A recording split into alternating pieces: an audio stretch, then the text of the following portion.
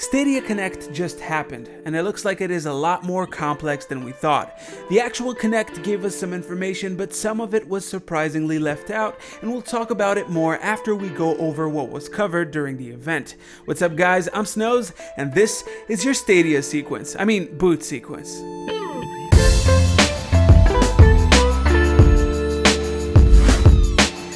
Before we start, I just wanted to give a quick thanks to our sponsor, Memory Express. They're based here in Canada and are a great place for you to try out PC accessories before you buy them. Give them a look at the link in the description down below. I promise their deals are really good. Alright, let's get started with compatible devices. You can play on your desktop, laptop, tablet, ChromeCast Ultra, and on mobile devices, but it looks like at the start it will be exclusive to the Google ones. That's right, only the Pixel 3, 3XL, 3A, and 3A XL will work with Stadia for now. That's a bit of a bummer, but I guess Google wants a reason for people to choose their smartphones first. Now let's talk internet speeds. To get the full 4K 60 experience with HDR and 5.1 surround, you'll need an internet speed of 35 megabits per second. That's actually right on the mark for 4K video streaming, but lower than I thought with the inclusion of HDR and 5.1 surround.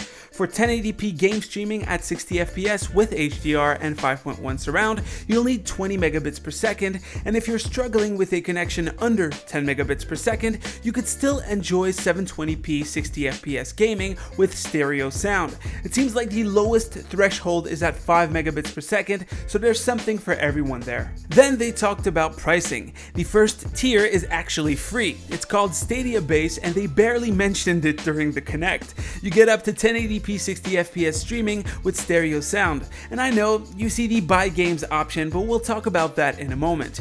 After the base tier, you have the Stadia Pro membership, which gives you the top experience at 4K 60 for $10 US or $12 Canadian a month. That's honestly a lot cheaper than I thought for what you're getting. I was thinking more in the $20 range. Then they have the Founders Edition, which isn't as much a subscription as it is an actual package deal since it comes with actual hardware. You get a ChromeCast Ultra, a limited edition Night Blue Stadia controller, 3 months of Stadia Pro for you, and an extra 3 months for a friend. You also get Destiny 2's full game, including all of the DLC for it.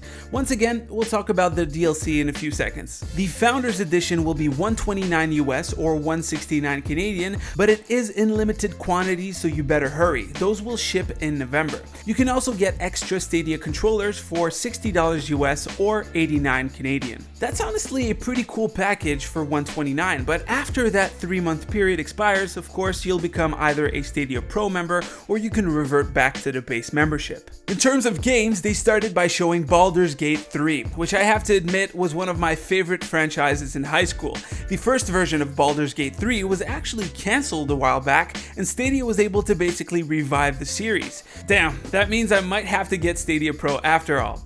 The second game to join the roster is Ghost Recon Breakpoint, which we all knew thanks to the leaks this weekend. The third one was Guilt, which looks like a pretty intense game. After that we had Get Packed, which is a top-down Carnage game where you destroy everything, it looks like. And then came The Division 2, Destiny 2, Tomb Raider, Shonen Jump, Final Fantasy, some simulator games, Doom Eternal, Mortal Kombat 11, The Crew 2, and well, they just went through a bunch of game at the end there. Although it seems like there are less than 50 since a lot of the clips were just repeating themselves. Now for what wasn't covered in the Connect. It seems like Stadia is actually a combination of game streaming and a game store. As you saw in the Stadia base membership, you can buy games whenever you want, and if you have a Pro membership, you actually get discounts on some games. Now I didn't see that one coming. The second thing is that the Stadia base and Pro actually have different game release schedules. The Pro version will obviously have more free game released, and it starts with Destiny 2's full collection. About that full collection, it seems a little unclear as to who will have access to it. In the Connect, they say that it will be available only for Founder Edition members, but on the website it shows you only need the Pro membership. I guess once the membership becomes available, you could just subscribe to Stadia Pro and get the full collection. Stadia Connect will be a recurring event, so I guess that as this thing goes on, we'll have have more games revealed and features added, such as the promised 8K resolution and 120 frame rate. I think that for such a low price, a lot of the new games might not be available for Pro members right away. As for the discounted rate, we'll have to see how good the deals are.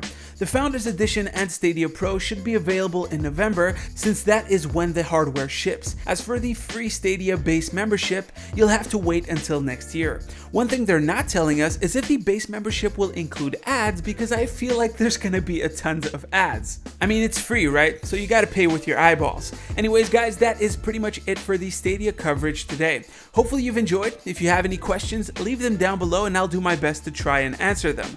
As usual, you can click right here to see the latest video, right here to subscribe. Stay frosty, and I'll see you guys on the next one. Snows out.